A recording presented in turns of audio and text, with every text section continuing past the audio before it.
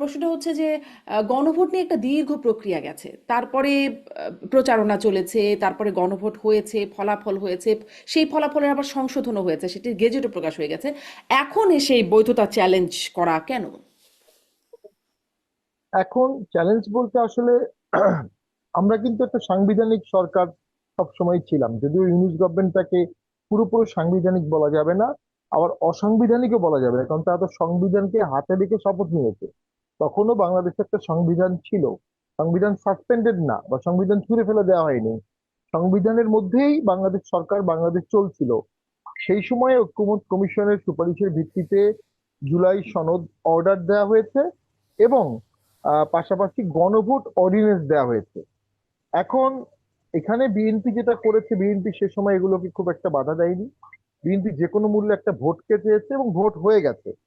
Vote হওয়ার পরে স্বাভাবিকভাবেই এগুলোর সাংবিধানিক প্রশ্নগুলো সামনে আসছে এবং সেখানে বিএনপি বেশ রহস্যময় ভূমিকা পালন করছে। দেখুন, আমি আমি মনে করি বিএনপি পুরাপুরি অ্যাজ ইট ইজ ভার্বাটিম অন্তরের অন্তঃস্থল থেকে জুলাই সনদকে সমর্থন করছে না এট দ্য মোমেন্ট। বিএনপি পুরোপুরি অন্তরের অন্তঃস্থল থেকে হোল হার্টেডলি, ডেসপারেটলি গণভোটকে সমর্থন করছে না। সাংবিধানিক প্রশ্নটা বাদ দিলে তাহলে অথবা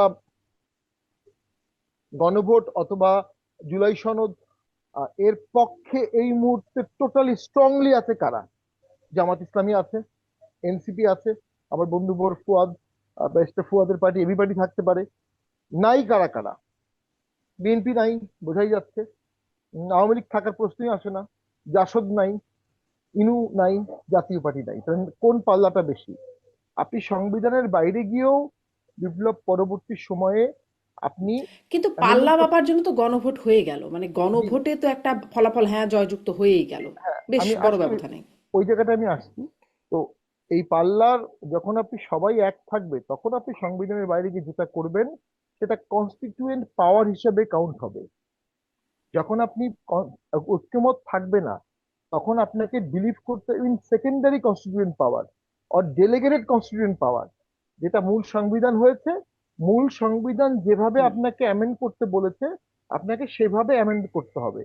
আপনি যদি ঐক্যমত না থাকে, এবং সেই ঐক্যমত তো সবাই প্রায় মোরাললেস, তাহলে আপনি ওই প্রাইমারি কনস্টিটিউয়েন্ট পাওয়ারের মতো পাওয়ার এক্সেস করতে পারবেন না।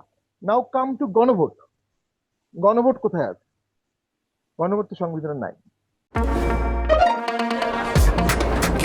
শুধুমাত্র সিটি ব্যাংকে অ্যাকাউন্ট থাকলেই করতে পারবেন গুগল পে, তাই অ্যাকাউন্ট খুলুন আজই। গণভোট সংবিধানে নাই। গণভোট কিভাবে আসছে? গণভোট একটা অর্ডিন্যান্সের মাধ্যমে আসছে। অর্ডিন্যান্স কে দিয়েছে? মহামান্য রাষ্ট্রপতি দিয়েছেন। গণভোট সংবিধানে নাই। সাংবিধানিক বিষয়ে গণভোট হচ্ছে, অর্থাৎ গণভোট অর্ডিন্যান্সটা প্র্যাকটিক্যালি ডিফ্যাক্টো ডি জুর সংবিধানকে অ্যামেন্ডমেন্ট করছে। আপনি গণভোট অর্ডিন্যান্স দিয়ে প্র্যাকটিক্যালি সংবিধান অ্যামেন্ডমেন্ট করছেন, কিন্তু আর্টিকেল 93 বলছে অর্ডিন্যান্স দিয়ে আপনি সংবিধান অ্যামেন্ডমেন্ট করতে পারবেন না।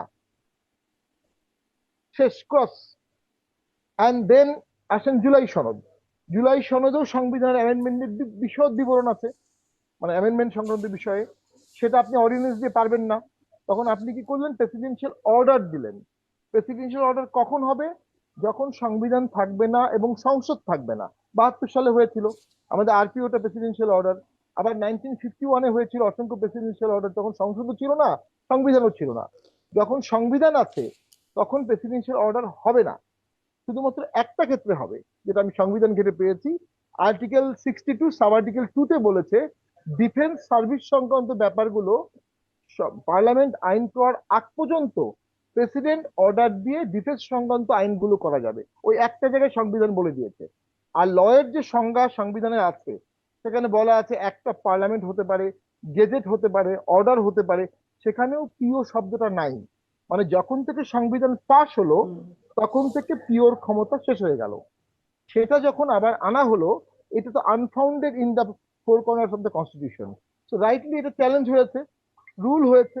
এখন বিএনপি লজিক্যালি বলতে পারবে রুল যেহেতু হয়েছে, আমরা এখন এটা কিভাবে পার্লামেন্টে প্লেস করব, এটা আগে রুল নিষ্পত্তি হোক, তারপর দেখা যাবে।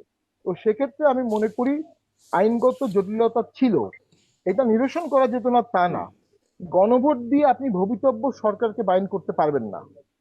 গণভোট আচ্ছা। দিয়ে আপনি ভবিষ্যৎ সরকার পাইন করতে পারবেন না। এর পিছনে কারণ হচ্ছে যে গণভোটের ভিত্তিতে তো আমাদেরও গণপরিষদ ছিল, আমাদেরও তো এই সংবিধান হয়েছে, সেটা তো আমরা পরিবর্তন করতে চাচ্ছি, সবাই চাচ্ছি। তো বর্তমান পার্লামেন্ট, বর্তমান ভোট কখনো ভবিষ্যৎ পার্লামেন্টকে বাইন্ড করতে পারে না। গণভোট হবে সংবিধান অ্যামেন্ডমেন্ট হওয়ার পর, আচ্ছা, সংসদে স্পষ্ট। পাশ হওয়ার পর। ব্যারিস্টার পাটোয়ারি, আপনি আসলে কেন এই মানে গণভোটটা আহ, মানে বৈধ না হবার পেছনে কি কি যুক্তি থাকতে পারে সেগুলো আপনার কাছে শুনছিলাম। নিশ্চয়ই ব্যারিস্টার ফুয়াদ আপনার কাছ থেকে ভিন্ন অন্য যুক্তিটা দেখবো, কিন্তু আসলেই তো সাংবিধানিক এই বিষয়গুলো রয়ে গেছে, এই বৈধতার প্রশ্নগুলো রয়ে গেছে। এখন যদি আদালত আসলে অবৈধ ঘোষণা করে তাহলে কি?